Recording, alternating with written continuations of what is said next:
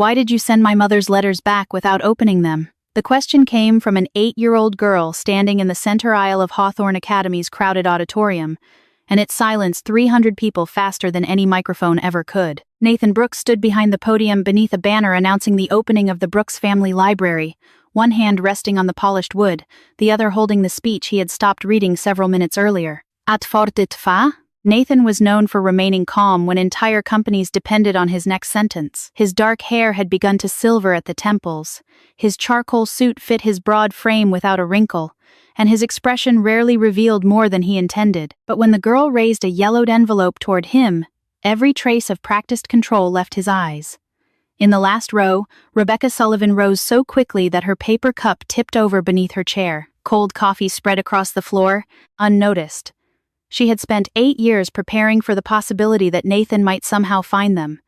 She had imagined seeing him on a sidewalk, in a grocery store, or across a train platform. She had never imagined their daughter exposing the past in front of teachers, donors, parents, photographers, and nearly every important person in Nathan's public life. "Lucy," Rebecca said, keeping her voice steady through sheer effort. "Put the letter away." Lucy looked back at her mother. She was small for 8, with long brown hair, gray eyes, and a family tree project tucked beneath one arm. "But his name is on it." Rebecca stepped into the aisle. "We're leaving."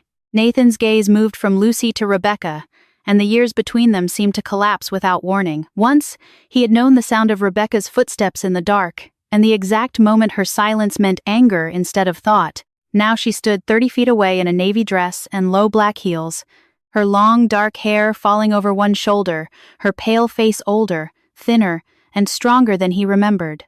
She looked like someone who had survived a version of him he did not recognize. "Rebecca," he said. Her name traveled through the room like something private spoken too loudly. She took Lucy's hand. "Don't." Nathan left the podium. People moved aside as he crossed the auditorium, not because he asked them to, but because powerful men often carried their own weather. When he reached Lucy, he lowered himself until they were eye level. "May I see the envelope?" Lucy looked at Rebecca. Rebecca wanted to say no. She wanted to take the letter, take her daughter, and walk out before old wounds learned how to speak. But Lucy had already extended it. Nathan accepted the envelope carefully. His name was written across the front in Rebecca's unmistakable handwriting. The postmark was 8 years old. 3 red words crossed the center, "Return to sender." Beneath them, a faded administrative seal read Brooks Family Office, Residential Correspondence. Nathan turned the envelope over, then back again. "I never saw this." Rebecca's face hardened. "There were 12. His eyes lifted. "What?" 12 letters, Nathan. I sent 12. The nearest conversations died away. Even Lucy seemed to understand that the adults around her had entered a place where children could not follow. Nathan stood slowly. 8 years, he said. "You don't get to walk away before explaining this." Rebecca's hand tightened around Lucy's. "You think I walked away?" He said nothing. Rebecca held his gaze. "You really still think that was my choice?" She guided Lucy toward the side doors. Nathan followed them into the hallway, where winter light spilled through tall windows and snow drifted past the glass. "How old is she?" he asked. Rebecca stopped. "This is not the place." "How old?" 8. The answer struck him harder than accusation. "Her birthday?" "September 14th. Nathan's face changed. 8 years earlier, he had left Chicago for London in March. He had returned to an empty penthouse, a separation agreement, and a letter saying Rebecca was carrying another man's child. Lucy had been born 6 months later. The timeline did not bend. It broke. Nathan looked through the glass doors at the girl who was now helping a teacher gather papers that had fallen from her project. Gray eyes.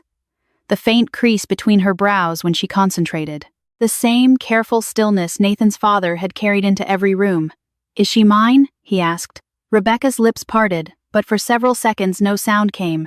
She had imagined this question for years. In some versions, Nathan asked with anger. In others, disbelief. She had never imagined hope making his voice unsteady.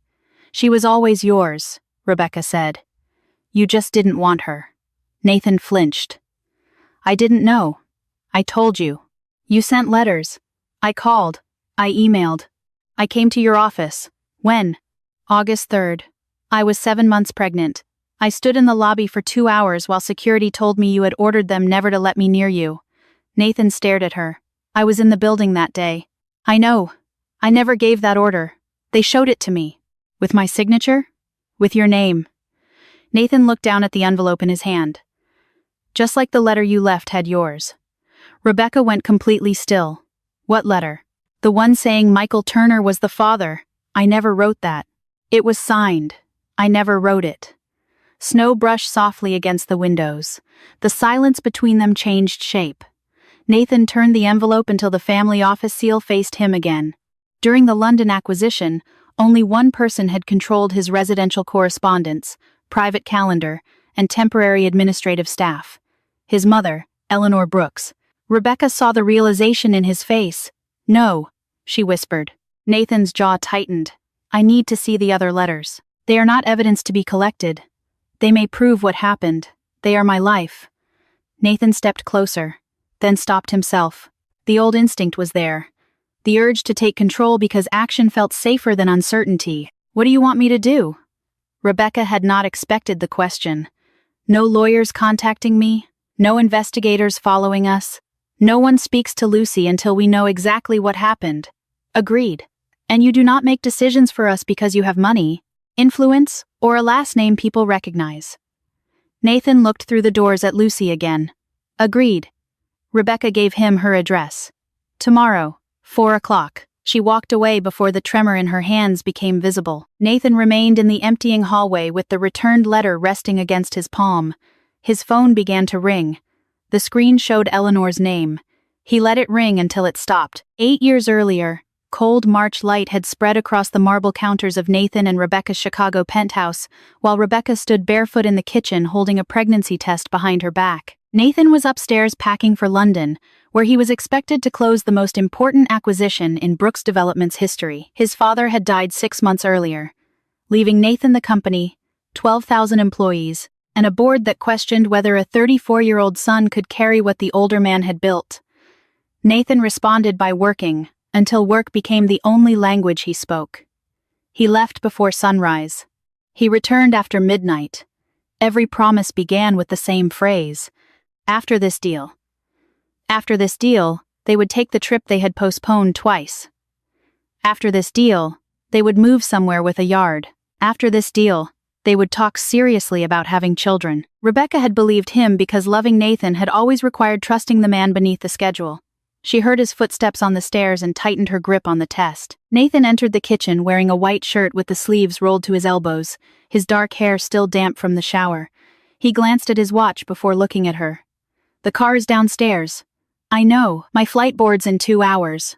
I know. He reached for his coffee. Rebecca did not release the cup. Nathan finally looked at her properly. What's wrong? She had imagined telling him differently. She had pictured his hands around her waist, his forehead against hers, the two of them laughing because this child had arrived before their plans were ready. His phone rang. Nathan looked at the screen. Give me 1 minute. He crossed to the window and answered. The call lasted 7 minutes. By the time he returned, the board had moved the London meeting forward. His driver had called twice, and Eleanor was already at the airport. I have to go. Nathan, I need to tell you something. He kissed her forehead. I know I've been impossible. That isn't what this is about. 2 weeks, he said. Give me 2 weeks, and then I'm yours again. The elevator doors closed behind him. Rebecca stood alone in the kitchen with the news that would have changed everything. 3 days later, Eleanor arrived. Nathan's mother had perfected a form of elegance that made warmth seem inefficient. At 60, she wore pearl earrings, a cream suit, and an expression suggesting the room had failed to meet her standards before she entered it. She had never openly insulted Rebecca. She had done something more effective. She had treated her as temporary. Eleanor placed a leather folder on the dining table. Nathan asked me to speak with you. Rebecca did not sit. He can call me himself. He is protecting a transaction that employs 12,000 people. I am his wife. At the moment, he is acting as chief executive. Inside the folder was a separation agreement, a transfer authorization for $50,000, several photographs, and a letter carrying Nathan's signature. Rebecca read the first paragraph twice. I know about the pregnancy.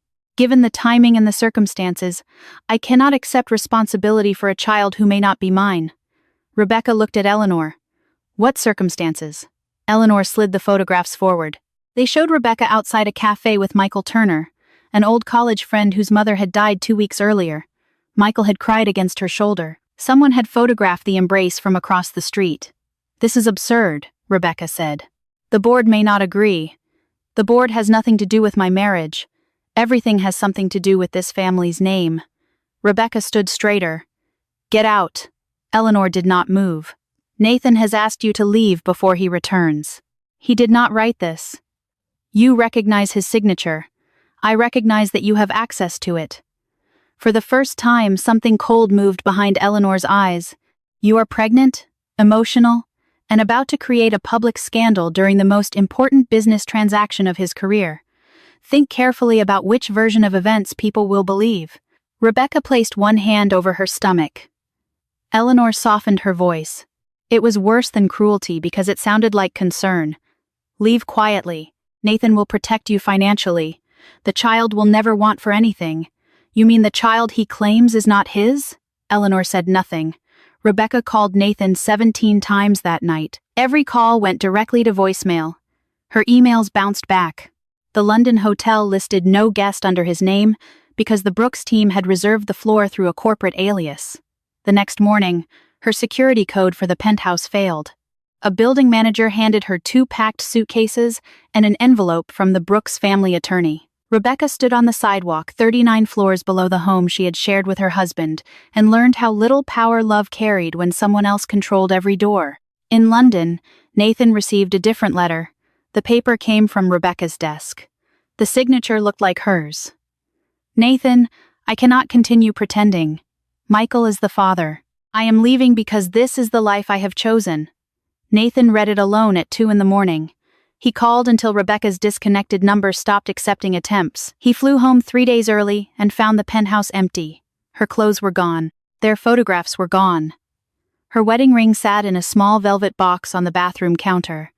Nathan hired investigators, but every report passed through the same family office Eleanor controlled. The team found a flight reservation to Denver under Rebecca's maiden name, a bank withdrawal, and several dead addresses. Nathan searched for 9 months. Then pride began doing what grief could not. It turned pain into certainty. Rebecca had chosen another man. Rebecca had lied. Rebecca had left. He stopped asking questions because the answers he feared had begun to feel easier than doubt. What Nathan did not know was that the Denver reservation had never been purchased by Rebecca. It had been booked through the Brooks family office and placed where his investigators would find it. Rebecca traveled north instead, stayed with her older sister in Wisconsin, and gave birth to Lucy in a county hospital on September 14th. 1 week later, she wrote Nathan the first letter. I am not asking you to forgive me. I am asking you to know your daughter exists. The letter returned unopened. She wrote again when Lucy smiled for the first time. Again when she learned the baby's eyes turned silver gray in winter light. Again after Lucy's first fever, when fear made Rebecca want the man she still loved despite everything. Every envelope came back. Returned to sender. Unclaimed. On August 3rd, 7 months pregnant, Rebecca traveled to Chicago and stood in the lobby of Nathan's office for 2 hours. Security showed her a written order barring her from the building. The order carried Nathan's name. 6 weeks after Lucy was born, Rebecca returned one more time. This time she stood across the street with the baby sleeping against her chest. No guard stopped her. No locked door turned her away. She watched Nathan walk from the building beside Eleanor and 3 board members. Cameras flashed. Nathan smiled at something someone said. Rebecca saw what she expected to see, a man who had moved on, and she left before he could look across the street. After the 12th returned letter, she stopped writing. Not because she no longer wanted Nathan to know, because she could not survive being rejected 13 times. The next afternoon, Nathan stood outside Rebecca's modest 2-story home with the envelope Lucy had taken to school tucked inside his coat. A purple bicycle leaned beneath the porch. Paper snowflakes hung in the front windows. He had negotiated billion-dollar deals without hesitation, yet his hand remained raised for several seconds before he could knock. Rebecca opened the door wearing jeans and a navy sweater. Lucy knows you're coming. What did you tell her? That we knew each other a long time ago. Nathan stepped inside. The house smelled like cinnamon, coffee, and something baking. Books filled the shelves. A half-finished board game covered the coffee table. 3 winter coats hung beside the door. A child's life was everywhere, and Nathan felt the weight of every room he had missed. Lucy sat at the kitchen table coloring labels for her family tree. She looked up. "Hi, Mr. Brooks." "Hi, Lucy." "You can call me Lucy." A faint smile touched his mouth. "Then you can call me Nathan." Rebecca placed a blue wooden box on the table. She set the envelope from his coat beside 11 others. Together, they formed a record of an entire year. Nathan sat across from her. Lucy continued coloring, though everyone knew she was listening. Rebecca opened the box. "You wrote all of these?" Nathan asked. "One every month. Sometimes more." "Why did you stop?" Rebecca looked at him. "Because there is a limit to how many times a person can beg to be heard before silence becomes an answer." Lucy stopped coloring. "Are those the letters you wrote to my dad?" The word entered the room before either adult was ready for it. Nathan's fingers tightened against the table. Rebecca turned to Lucy. Children noticed what adults tried to bury. The same eyes, the same stillness. The way neither parent denied it quickly enough. "Is Nathan my father?" Lucy asked. Rebecca took a breath. She had protected her daughter from uncertainty for 8 years, but protection had begun to resemble the silence that had once trapped her. "Yes," she said. Nathan looked at Rebecca, but she kept her attention on Lucy. "Did he know?" Lucy asked. "No," Nathan answered before Rebecca could speak. "I didn't. Mom said you didn't want us." Nathan did not look away. "Your mother believed I had rejected you. I believed she had chosen to leave me. Both of us were given reasons to think the other person had made that choice." Lucy frowned. "That doesn't make sense." "No," Nathan said quietly. "It doesn't. Would you have come if you knew?" Rebecca's attention sharpened. Nathan understood that a powerful man could make a promise large enough to sound beautiful and empty enough to mean nothing. "I would have wanted to," he said. "But I can't prove what I would have done 8 years ago. I can only prove what I do now." Lucy studied him, then pushed a green marker across the table. "I'm making the Brookside green." Nathan picked it up. "Was that assigned? Green is for people I'm still figuring out." "That seems fair." Rebecca reached beneath the letters and removed a paternity report dated shortly after Lucy's birth. "I had this done because I knew you might ask." Nathan opened it. Probability of paternity, 99.99%. His name appeared beneath the result. Biological father. The room seemed to lose focus. 8 birthdays. 8 Christmas mornings. First steps. First words. First days of school.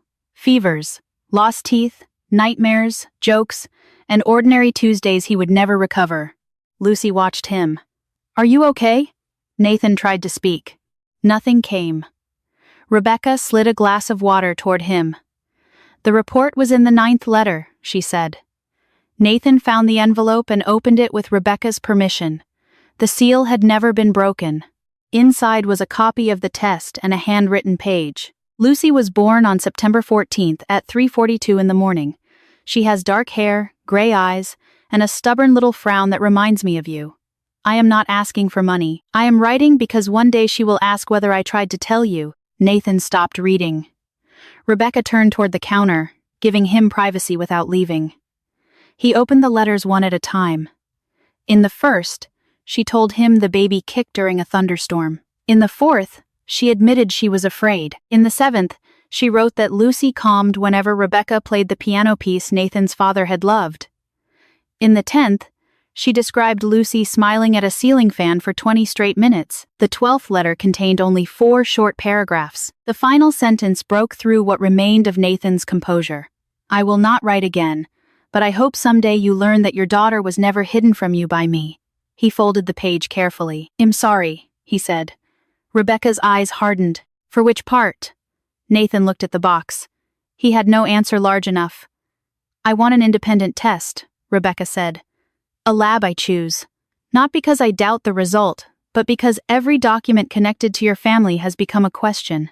"You choose everything," Nathan said. "The lab, the appointment, who receives the results. And Lucy decides whether she wants to participate." Nathan looked at his daughter. Agreed. Lucy tapped the table twice before answering, a habit Nathan had carried since childhood. I want to know for sure. The test was completed 2 days later at a clinic Rebecca selected 20 miles outside Chicago. The results went directly to her. Nathan did not call the clinic, contact the doctor, or ask anyone in his office to hurry the process. For the first time in years, he waited without trying to control the clock. While they waited, he began examining the records surrounding Rebecca's disappearance. The first document appeared before dawn, the order revoking her access to the penthouse and his office, approved by Eleanor as interim executive administrator. The second took another day residential mail logs showing 12 envelopes from Rebecca, received by Eleanor's assistant and returned without forwarding. The third required an outside auditor and a former family office employee who had spent 8 years hoping someone would ask the right question. She confirmed that Eleanor had ordered Nathan's personal email password changed during the London trip and had instructed staff to block Rebecca's calls. On the fourth day, the former employee produced a copy of the false Denver reservation. It had been purchased through a family office account. The investigators Nathan had hired had not failed to find Rebecca by accident. They had been guided toward a life she never lived. The same employee identified the computer used to create both forged letters, one sent to Rebecca under Nathan's name and one sent to Nathan under hers. Nathan read the findings alone in his office, while evening settled over Chicago. Daniel Hayes, his oldest friend and chief operating officer, stood near the windows. "You have enough for the board," Daniel said. Nathan looked at the recovered records. "I have proof of what she did. I still don't understand why. Do you think the reason will help?" "No." Nathan closed the file. "But I need to hear her say it." Eleanor received him in the drawing room of her Lake Shore Drive residence. A fire burned behind a brass screen. She wore a gray silk blouse and pearl earrings, as if the hour and the circumstances were ordinary. Nathan placed the returned envelope on the table between them. "You intercepted 12 letters." Eleanor looked at the handwriting. She did not deny it. "You forged a message saying, 'Rebecca's child was not mine.'" Silence. "You forged another saying she had chosen Michael." Eleanor folded her hands. "The situation required control." Nathan stared at her. "Control? You were 34, and carrying the future of a company your father built. Rebecca was pregnant under questionable circumstances." "There were no questionable circumstances. There were photographs. She comforted a grieving friend." "You did not know that then, because you made sure I could not ask." Eleanor stood. "You were about to close an acquisition that protected thousands of jobs. A public fight over infidelity and paternity could have damaged the company beyond repair. So you destroyed my family instead. I protected your future." Nathan's voice lowered. "My daughter is 8 years old." Eleanor's expression changed for the first time. "Her name is Lucy. She likes bridges, astronomy, and board games. She taps the table twice before making decisions. She has my father's eyes." Eleanor looked away. "You knew she existed." "I knew Rebecca claimed the child was yours. She sent proof. Documents can be manipulated." Nathan looked at the forged letters between them. "Yes, they can." Eleanor's composure hardened. "I made a decision you were too emotionally involved to make. That is what you tell yourself? I saved the company. You saved a name." He glanced around the room at the inherited paintings, polished silver and furniture maintained by people Eleanor rarely thanked. "It cost me 8 years with my child. If you let Rebecca back into your life, she will use Lucy to take everything." Nathan became completely still. "That sentence tells me you have learned nothing. I am your mother. And Rebecca was my wife." She believed the letter. The words struck because they contained a truth Nathan did not want. Eleanor saw it. "So did you," she said. The room went quiet.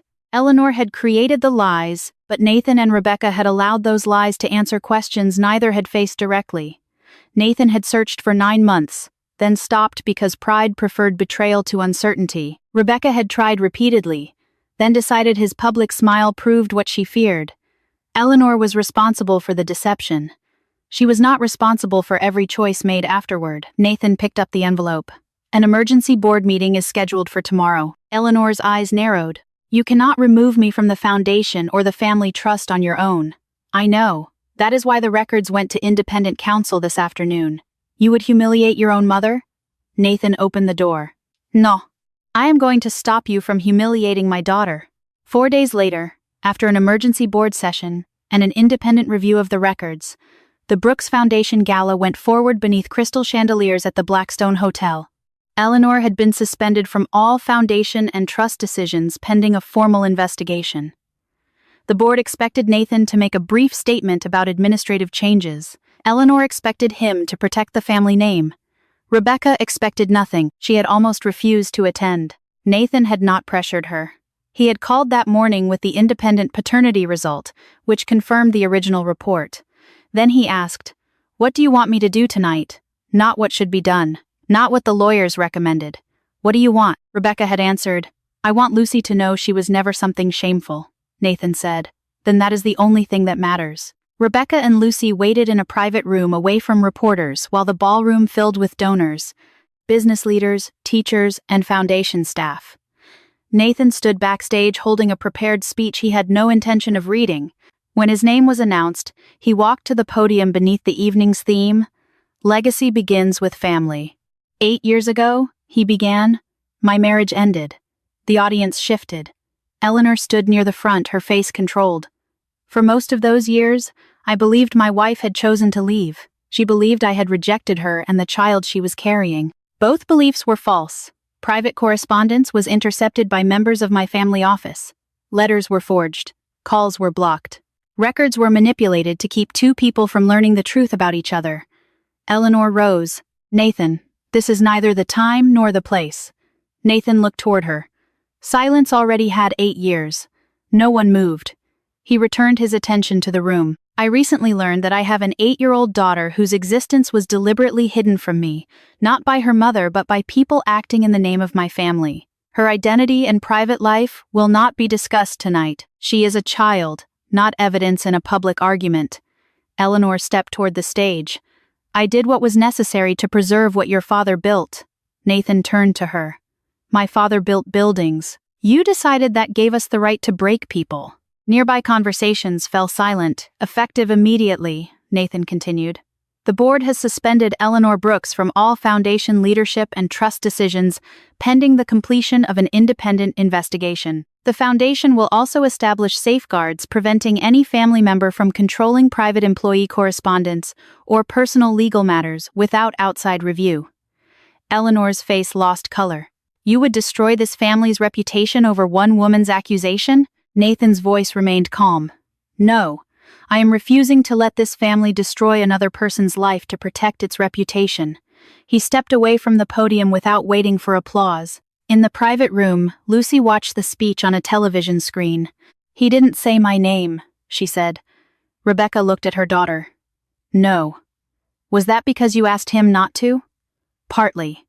Lucy watched Nathan leave the stage. "And partly because he listened?" Rebecca did not answer immediately. "Yes." Nathan entered several minutes later. He stopped near the door, allowing Rebecca to decide whether he came closer. Lucy crossed the room first. "Did you mean it?" she asked. "Which part?" "That I'm not evidence." Nathan lowered himself to her level. "You are a person. That comes first." Lucy nodded, then gave him a small green paper leaf from her family tree project. "You moved up one branch." Nathan accepted it carefully. He did not ask how far. Nathan did not ask Lucy to call him Dad. He did not arrive at Rebecca's house with expensive gifts or promises too large for a child to measure. He began with Tuesdays. Every Tuesday at 4 o'clock, he picked Lucy up from school. The first week, she came outside in a purple coat carrying a backpack nearly as large as she was. She stopped beside his ordinary black sedan. "No driver? I can drive. Mom says rich people forget normal things." Nathan opened the passenger door. "Your mother may have a point." They visited a bookstore. Lucy chose 2 mystery novels and a book about bridges. Nathan told her she could pick one. "You can afford all 3, she said. "I can. Then why only one?" "Because having choices and making choices are different skills." Lucy considered that, then chose the bridge book. The second Tuesday, they had hot chocolate. The third, Nathan attended her school's family tree presentation.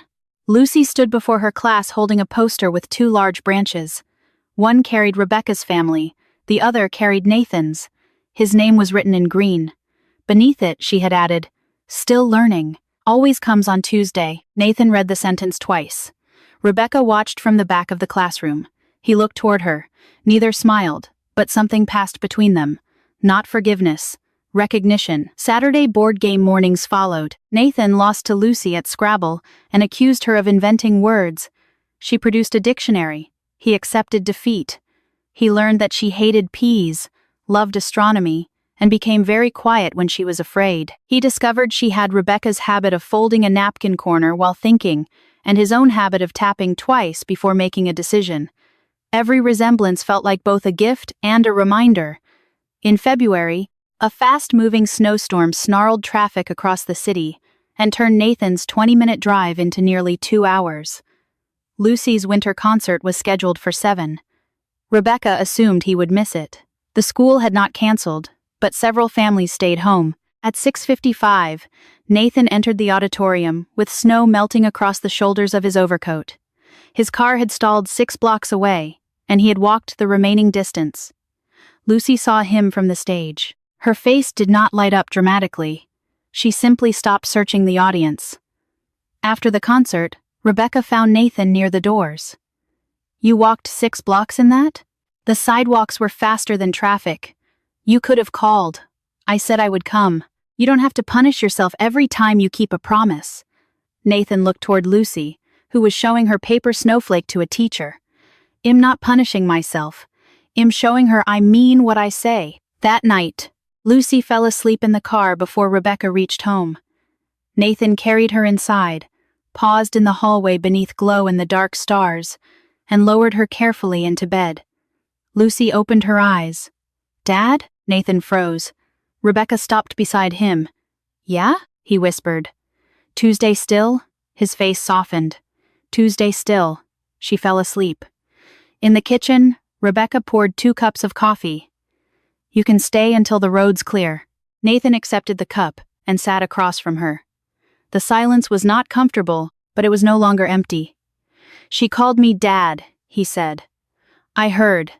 I didn't ask her to. I know. I don't want her to think I'm replacing the life you built." Rebecca studied him. "You're not replacing it." Nathan waited. "You're entering it," she said. "There's a difference." Lucy appeared in the hallway wrapped in a blanket. "Are you two getting married again?" Rebecca nearly spilled her coffee. Nathan answered first. "No." Lucy frowned. "Do you not love Mom?" Nathan glanced at Rebecca. The easy answer would have sounded romantic. It also would have placed a promise in the hands of a child who could not protect herself from it. "I care about your mother enough not to ask her for something she isn't ready to give." Lucy looked at Rebecca. "Are you not ready?" Rebecca smiled despite the tears in her eyes. "I'm ready for you to go back to bed." Lucy sighed. "Adults avoid questions." Nathan nodded. "We do." After Lucy disappeared, Rebecca looked at him. "Thank you." "For what?" "For not making her a promise about us." Nathan lowered his eyes. "I made too many promises before I understood what keeping them required." By March, the snow had begun to melt. Water moved along the curbs, and the first hints of green appeared on bare branches. One Sunday, while Lucy visited a friend, Nathan placed a small velvet box on Rebecca's kitchen table. She recognized it before he opened the lid. Her wedding ring rested inside. "You kept it?" she asked. "I found it on the bathroom counter when I came home from London." Rebecca touched the edge of the box. "Why did you keep it?" "For years, I thought it proved you left. Whenever I doubted the letter, I looked at the ring and remembered the empty apartment." He pushed the box toward her. "Now I understand objects cannot explain why people leave." Rebecca did not reach for it. "Your mother caused this." "Yes. But she is not the only reason we lost 8 years." Nathan's jaw tightened. "I know. Do you?" She folded her hands. "You stopped looking." He did not defend himself. "You searched for 9 months, then decided I was exactly the person that letter described." "I was angry." "So was I. I thought you chose someone else, and I thought you rejected your own child." Nathan looked down. Rebecca's voice softened, though the pain did not. "The first time I came to your office, security stopped me. The second time, no one stopped me. I stopped myself." Nathan lifted his head. "When Lucy was 6 weeks old, I stood across the street from your building for 4 hours. I watched you come outside with your mother and the board. There were cameras. You smiled. I told myself you had moved on. I hadn't. I know that now. Rebecca looked toward the window. But then I saw what I expected to see, and I left. Nathan's hand closed around the edge of the table. You were across the street. Yes. I would have crossed the city. But you didn't know. No. His voice dropped. And then I stopped trying to know. That was the part no one had forged. Eleanor created the lies, but Nathan allowed pride to complete the work. Rebecca believed a lie, but she also decided for Nathan that his career mattered more than the truth. Both had chosen certainty because uncertainty required courage. Nathan opened the box again. I am sorry I believed the worst of you. I am sorry I stopped searching. And I am sorry that when I learned about Lucy, part of me wanted to claim the title of father before earning the right to be one. Rebecca blinked back tears. Nathan continued. I am also sorry that the man you knew 8 years ago made it believable that work, reputation, and my mother's approval might matter more than you. Rebecca looked away. Silence settled between them, not as punishment, but as space. After a long time, she said, I should have confronted you. You tried. Not enough. You were afraid. So were you. Nathan gave a small, humorless smile. I wasn't afraid. I was proud. Rebecca looked at him. Pride is fear wearing an expensive suit. He almost laughed. That sounds like something you have wanted to say for years. It is. I deserved it. Rebecca picked up the ring. Nathan's breath caught. She did not place it on her finger. She returned it to the velvet box and closed the lid. This belongs to the marriage we had. Nathan remained still. Rebecca placed the box in a kitchen drawer. I'm not ready to wear something from a life built around silence. I understand. But I don't want to throw it away. Nathan looked at the closed drawer. That is more than I expected. Rebecca stood and moved toward the coffee pot. Coffee? Yes. She poured 2 cups and added cream to his without asking, the exact amount he had preferred 8 years earlier. Neither mentioned it. Some memories did not need to become promises. Sometimes they only needed permission to remain. 9 months after Lucy held up the first returned letter, the first leaves of fall had begun to turn. Sunday light filled Rebecca's kitchen while Lucy finished a new family tree project at the breakfast table. This one did not show a single tree. She had drawn 2 houses on opposite sides of a blue river. Rebecca's house stood on the left, surrounded by books and flowers. Nathan's apartment stood on the right, much taller than necessary, with a helicopter on the roof. Nathan studied the drawing. I do not own a helicopter. Lucy poured syrup over her pancakes. You could.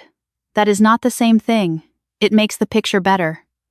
Rebecca carried 3 coffee cups from the counter. Nathan pointed to the bridge joining the 2 houses. What is this? Lucy looked at him as though the answer were obvious. Us. We're a bridge? We live in different houses, but we're still connected. Rebecca stopped beside the table. Nathan looked at her. Lucy continued eating.